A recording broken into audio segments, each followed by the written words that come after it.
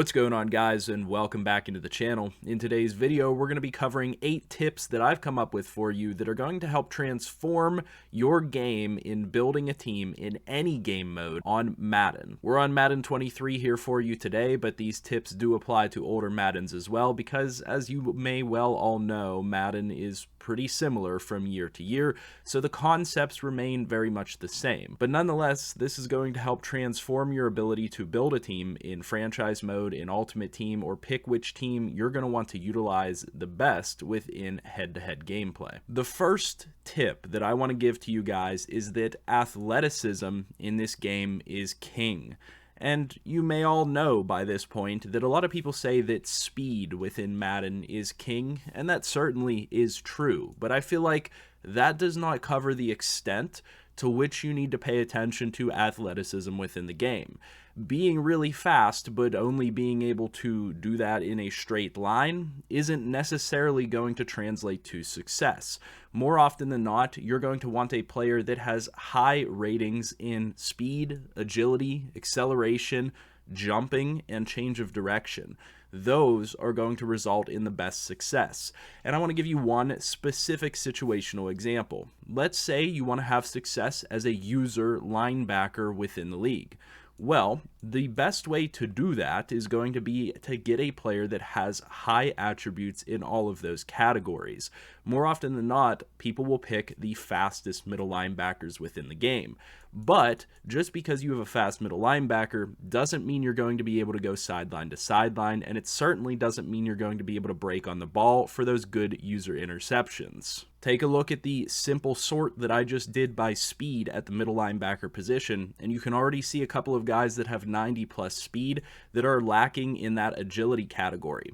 The reason that I say that these statistics are so important for your players within the game is because speed is great, but agility is going to determine how well you can make those fine changes in direction. Acceleration will determine how quickly you can break on the ball, accelerate to your top speed, and go make the play that you're trying to make with that player. Change of direction is going to influence how well you can go from one big direction to another, meaning going sideline to sideline.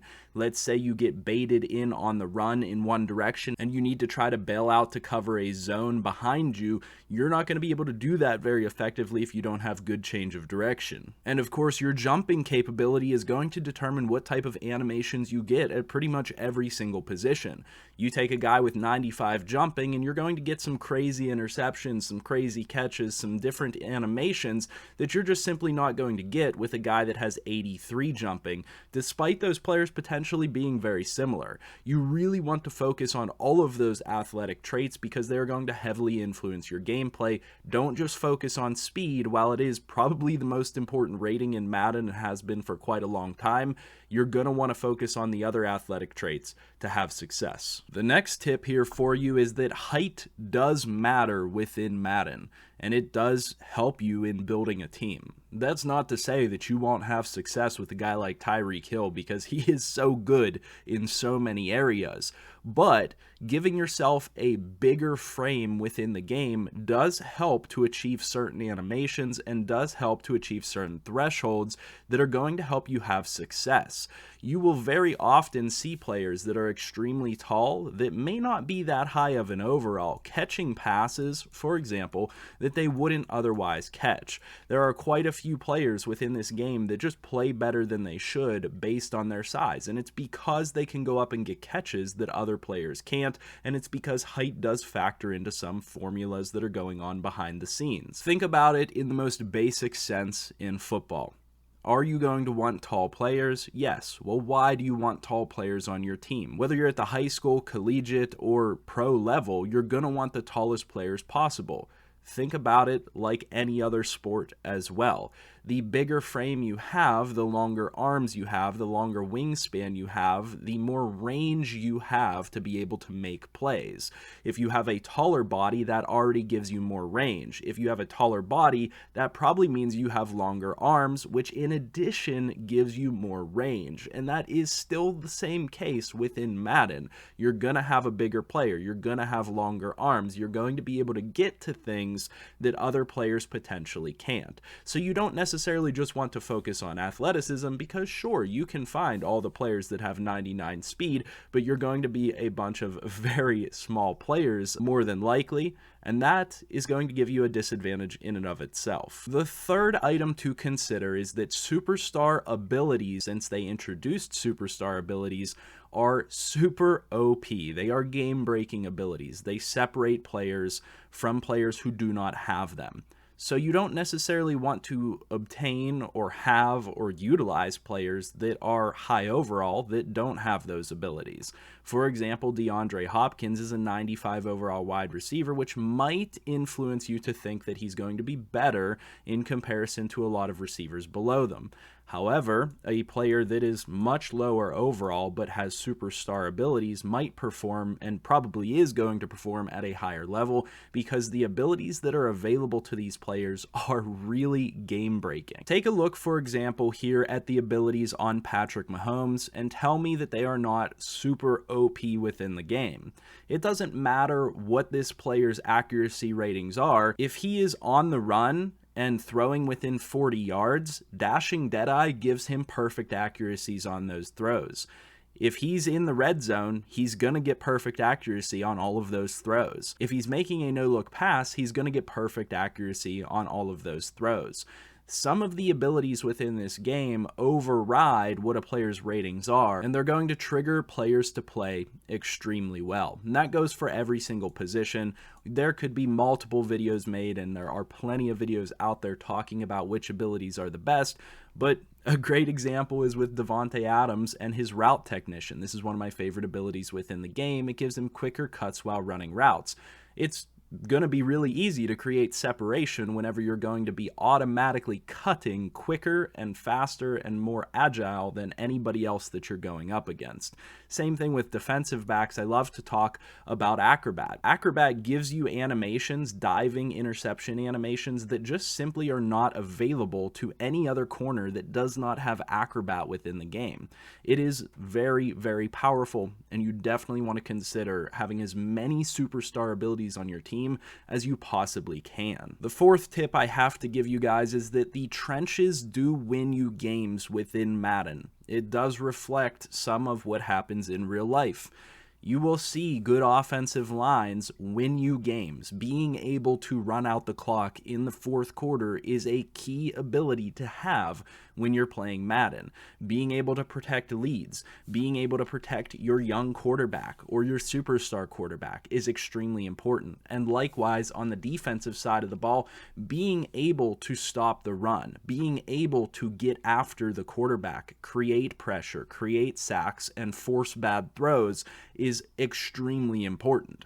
I know everybody wants to have the flashiest running back, wide receivers, tight end, corners, etc., etc., but don't forget about the trenches. I'm not saying you have to place it number one like I do, but the trenches will have a huge impact on how your game plays and your ability in some of those key situations to close out the game or execute in the way that you need to come away with a victory. And very quickly, before we hop into the final four here on today's video, I want to just thank you guys for tuning into the video. I want to thank you guys for leaving a like down below, because I know you've already done that, and if you haven't, you're running down there now to hit that like button. And I want to thank you guys that have not subscribed to the channel for subscribing before you click off of today's video. If you end up getting to the end of the video and you didn't like it, make sure you leave a dislike. In addition to all that, make sure that you guys check out the links in the description. We just released some fresh new merchandise, so check that out in the link. And if you want to support the channel financially to help us grow, you can do that on Patreon. As always, the links are in the description, as I mentioned. And let's get into the final four tips. So I want to hop into the second half of this video talking about positions that matter more than others. There are certain positions that matter way more than other positions within this game, and certain positions which you can very much neglect if you look at just a couple of attributes. One of those positions that is just going to serve as an example here for today's video is the running back position.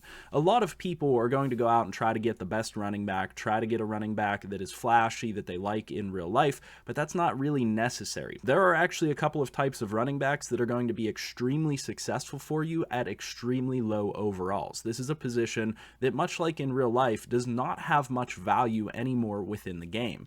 You can go out and get a running back like Raheem Mostert, and he will play phenomenal for you because he's the fastest running back in the league right now. Or you could go out and get a running back that just has good size and gets those big man animations like Derrick Henry does. There are quite a few of those running backs within the game, and they make themselves extremely serviceable. You really don't need that 90 overall running back in order to be successful here. Sure, their abilities are going to help. Sure, their ratings are going to help, but it's really not vital to your game. Another thing I want to talk about is that certain ratings, and this is number 6 on the list, are going to influence and inflate a player's overall rating and potentially fool you into thinking a player is better than they are.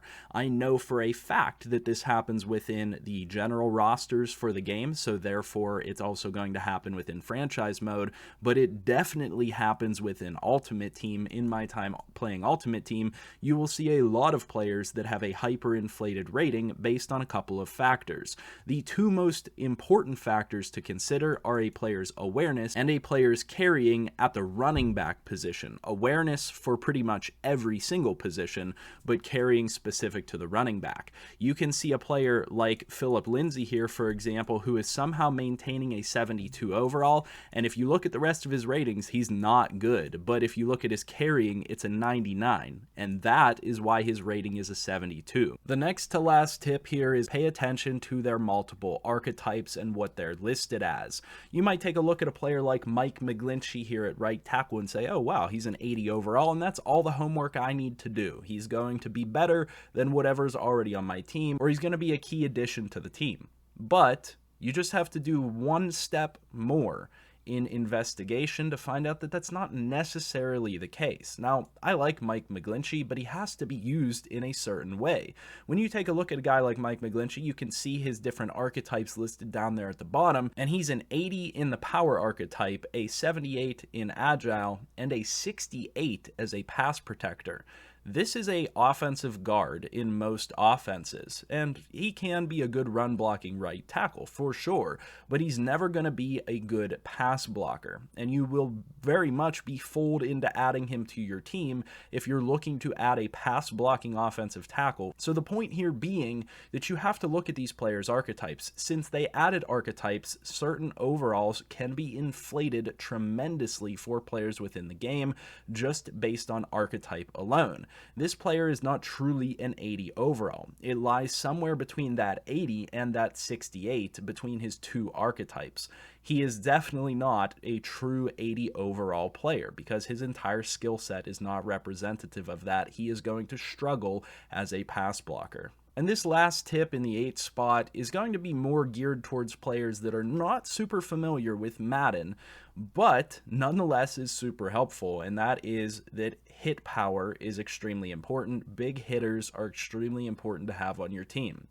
You may wonder, if you get into Madden and you start playing as a fresh player, why people would have a player like Landon Collins on their team as a 74 overall converted safety to middle linebacker that just really is not that good at linebacker things necessarily, but he provides a certain skill set. He's athletic, like we talked about in previous points, but he's got 92 hit power, and he's a big hitter. You can find out if a player is going to make big hits without user control by simply going over to their ratings on their player card and going down to their traits. You can see on the left side of the screen now his listed traits, and one of those is big hitter. You can always, in franchise mode in the roster, go in and take a look by editing the player and taking a look at those traits. It will list off whether they're a big hitter or not, but those players are really, really important. You will see players like that filling important roles on very good teams, and you may wonder why that's the case if you're not super familiar with how this game works. Madden has been a very fumble-happy game for a long time. This game kind of draws in players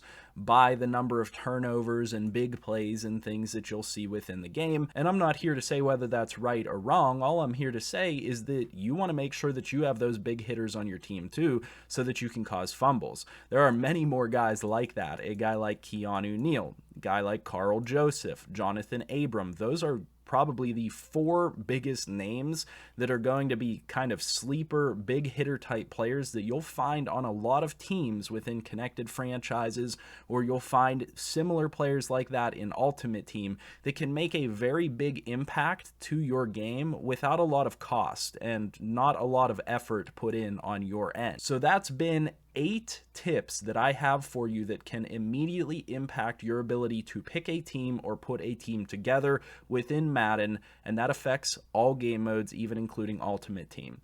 I do hope that this video was useful to you. Make sure you leave a like, and if you did dislike the video, leave a dislike as well. As always, I'll see you in the next one. Leave that feedback down below and subscribe if you have not already, and I hope you have a good one.